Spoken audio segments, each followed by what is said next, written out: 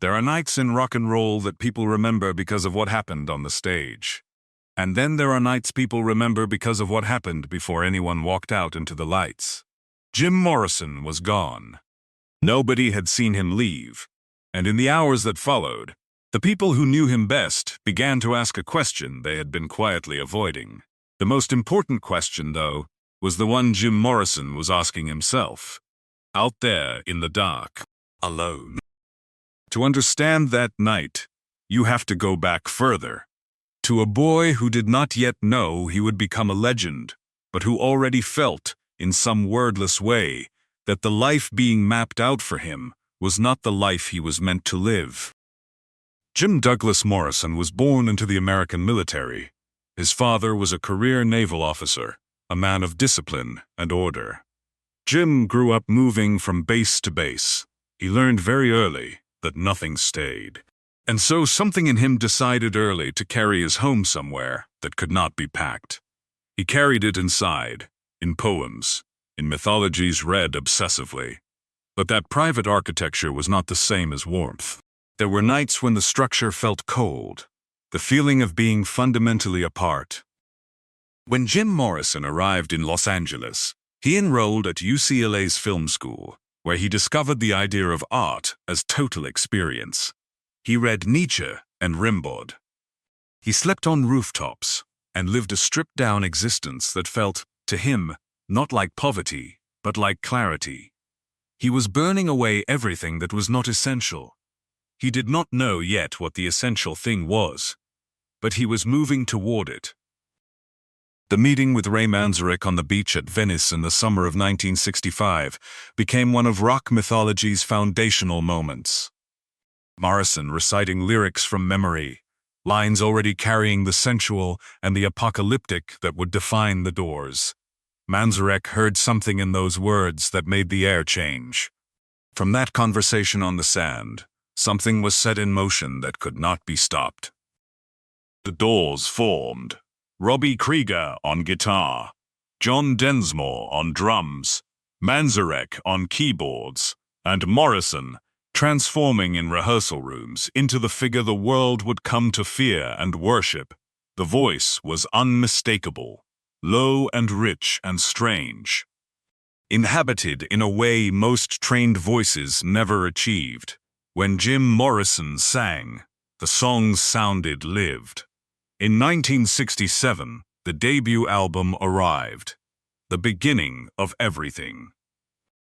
The crowds got larger, the venues got larger, and Jim Morrison became something he had not entirely chosen and could not entirely control. The Lizard King, the shaman, the dangerous poet in the spotlight. These were not lies, they were facets of something real, but they were also incomplete. They were the public architecture. The private one, built since boyhood, was far more complicated and far more fragile. On stage, he was genuinely extraordinary, not in the way of a rehearsed performer, but in the way of someone who had found a channel into something larger than himself. He entered the songs. He let them move through him. On the nights when it worked, the experience was not entertainment. It was closer to communion. Something sacred, people who were there often said. And yet, when the show ended and the lights went dark, what remained was the man, not the myth. The man who walked back through the stage door and tried to find the seam between what he had been on that stage and what he was now, without the music. That transition was never easy. He had been somewhere else up there, somewhere that felt true in a way that very little else did. Coming back was its own kind of loss. The night we are talking about began like many others. A large venue, a crowd filling the floor, generating that electricity that precedes a great rock concert. The band was there. The crew was there. Jim Morrison was in the backstage area. And then he was not. No one saw him go. He had simply been there. And then the space where he had been was empty. A roadie described him as quiet beforehand. Not the kind of quiet that suggested anything wrong. but the kind Morrison always retreated into before shows. Just quiet, sitting with something, his eyes focused on a point beyond the walls, his fingers moving slightly, the way they sometimes did when words were forming in his head. The first 30 minutes were not yet panic. The band assumed he had stepped outside. Morrison had always needed to move, always felt the confinement of backstage areas as a pressure to be relieved. He would walk. He would come back. He always came back. But the minutes kept accumulating. Ray Manzarek began to feel the shift from patience into something else. The question was there in his eyes when he looked at Robbie Krieger, when he looked at John Densmore. Where is he? More importantly, is he all right?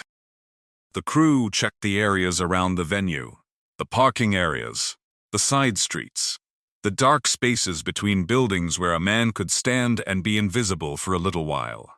He was not in any of those places. The showtime arrived and passed.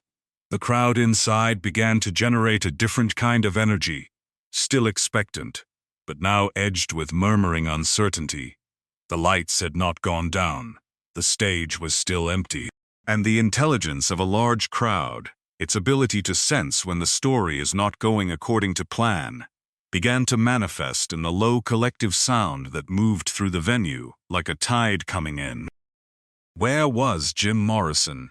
The answer, when it eventually became known, was both simpler and more complicated than anyone had expected. He was walking. Not running, not in crisis, just walking, alone, through city streets, moving through pools of streetlight and shadow, the leather jacket, the dark, curling hair. He had found the quieter streets, the residential blocks where houses were dark and the world felt human-sized, ordinary, real in a way that backstage corridors and the machinery of fame were not real. He was thinking about a poem he had written months earlier and never shown anyone. He was thinking about whether what he did on stage was truth or performance dressed up as truth. He was thinking about his father, the admiral, the man of order. He was thinking about all the people inside that building waiting for something from him that he was not sure, tonight, he had to give. This is what the disappearance was. Not rebellion. Something more interior and more honest. It was a man trying to find the seam back to himself. He needed to remember why any of it mattered. He needed to stand in an ordinary street and let the enormousness of what was waiting for him shrink back down to its actual size. A stage, a microphone, words he had written, music made with people he trusted. He came back an hour and 20 minutes after he had left. He walked in through a side entrance, past a security guard who recalled that Morrison looked at him with an expression hard to categorize. Not apologetic, not defiant, something quieter than either. Present. Focused. Like a man who had gone somewhere difficult and returned carrying something he needed. The backstage area went very still when he appeared. Ray Manzarek was the first to reach him, not with anger, though anger would have been understandable, with something that looked, to the people watching, like recognition. Like one person seeing another clearly. "Jim, you okay?" Morrison looked at him for a moment. Then he nodded. "I needed to find it," he said. "I am sorry you all had to wait." No explanation, no elaboration. Manzarek asked no further questions. He had known Morrison long enough to understand that some things were only meant to be acknowledged and then carried forward. The crowd had been waiting for nearly 2 hours by the time the lights finally went down. The waiting had done something to the room. It had cleared out the casual energy, the reflexive enthusiasm of a crowd that simply wants to have a good time. What remained was something rawer, more open. Whatever was about to happen, people were genuinely ready to receive it. Jim Morrison walked onto that stage and stood at the microphone and said nothing for a long moment. Something in his posture, the way he stood, The slight tilt of his head, the quality of stillness, communicated something that words could not have communicated. That he was there, fully there. Not performing presence, but actually, genuinely inhabiting it. The band began, and what followed was, by the accounts of everyone in that room, something that none of them ever fully found words for afterward. The performance that night did not look like triumph. It did not have the kinetic spectacle of Morrison's most famous concerts. It was something different, something many people found almost unbearably intimate. He stood close to the microphone and sang, and the voice that came out was the voice of a man who had just walked through something honest and had not yet had time to put the armor back on. The songs sounded different, not in their arrangement, not in the musical execution, but in the quality of presence Morrison brought to them. He sang as if the words were being found for the first time, as if the distance between writing them and meaning them had collapsed entirely, and what was left was just the truth, arriving in the room without protection between the man and the moment. People in the front rows later described seeing something on his face during one of the songs, an unguarded emotion that seemed to arrive without his permission, moving through him the way weather moves, not because he had summoned it, but because it was simply there. Manzarek, at the keyboards, watched him from the side of the stage. It was like watching someone tell the truth, he would eventually say. Not a version of the truth shaped for an audience, just the actual, unedited thing. That night was different. There was nothing between him and the music, nothing between him and us. The set lasted 2 hours and 20 minutes. When the last note dissolved into silence, and the crowd erupted into the kind of ovation that goes beyond enthusiasm into something almost devotional, Jim Morrison stood at the microphone for a long moment without moving. Then he said quietly, "Thank you for waiting," and walked off. Backstage, the atmosphere was strange. Not the usual post-show energy. Something more subdued. People moved slowly. Conversations were quieter than usual. The atmosphere of a room full of people who had just witnessed something they were still trying to understand. Morrison himself was the quietest of all. He sat in a corner with a glass of water and said very little. Robbie Krieger came and sat beside him without speaking, which was its own kind of eloquence. John Densmore stood in the doorway, the concern of a person who has watched someone go somewhere very deep and wonders what it costs to go there. What did Jim Morrison find out there in those streets? He told Manzarek that he had needed to remember what the songs were for, not to the audience, but to him. He said the weight of fame could make it hard to hear what the music was actually saying, that the noise of being known could drown out the original signal, that he had needed to get far enough away to find the frequency again. And then he said something that Manzarek would remember for the rest of his life. The songs have always been letters. I just forgot, for a while, who I was writing them to. That sentence contains perhaps more of the truth of Jim Morrison than any of the mythologies around his name. Not the Lizard King, not the shaman. A young man who wrote letters out of longing and solitude and the need to be understood, and who sometimes, in the exhaustion of the life he was living, lost track of the fact that the deepest intended recipient was always, first and finally, himself. The songs were his way of talking to himself, of talking to the boy who had moved from base to base, carrying an interior life too large for the world he was passing through. And when the public weight of the music got too heavy, what he needed was to go somewhere quiet and remember that the songs had started in solitude, and that solitude was still the place where the most honest things happened. The people who genuinely knew him described him in quieter terms. Thoughtful, funny in a dry way, a listener as much as a talker, someone who grew uncomfortable when conversations stayed on the surface. He was also someone who carried more than he could comfortably carry.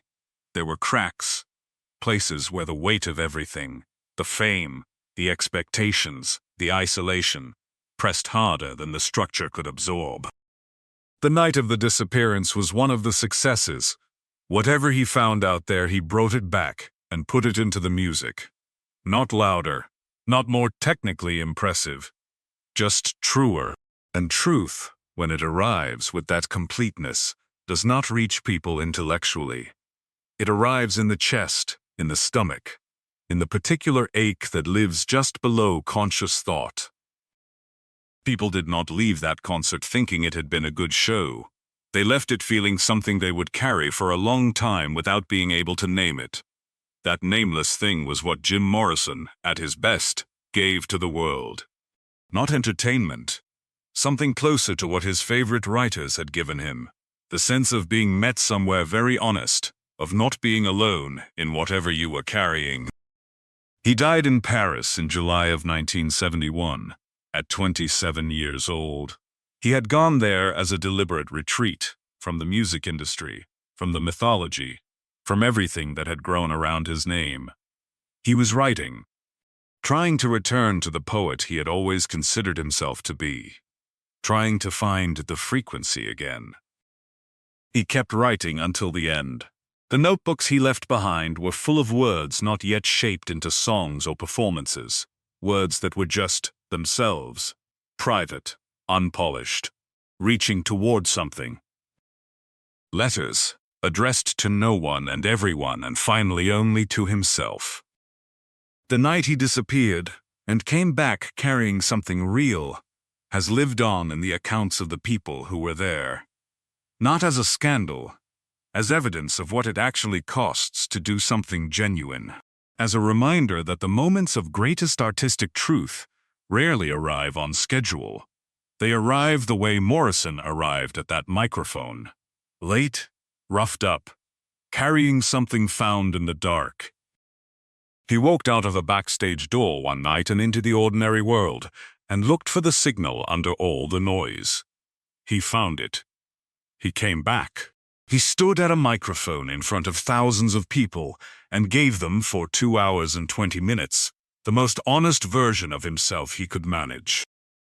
The crowd did not know where he had been. They did not need to know. What they received was what mattered. And what they received, those people who waited in the dark while the stage stayed empty and the minutes accumulated, was the thing that all great music promises and rarely delivers. The feeling of being genuinely in the presence of another human being. Not a performance, not a myth. A man who had just walked through something honest and had not yet had time to put the armor back on. That was always, underneath everything else, who Jim Morrison was. And on that night, because of everything the walking had stripped away, it was all anyone in that room could see. The songs remain. The notebooks remain. And somewhere in the space between the stage lights and the ordinary streets, the search continues for the frequency, for the signal, for the thing that was always there before the legend arrived to cover it.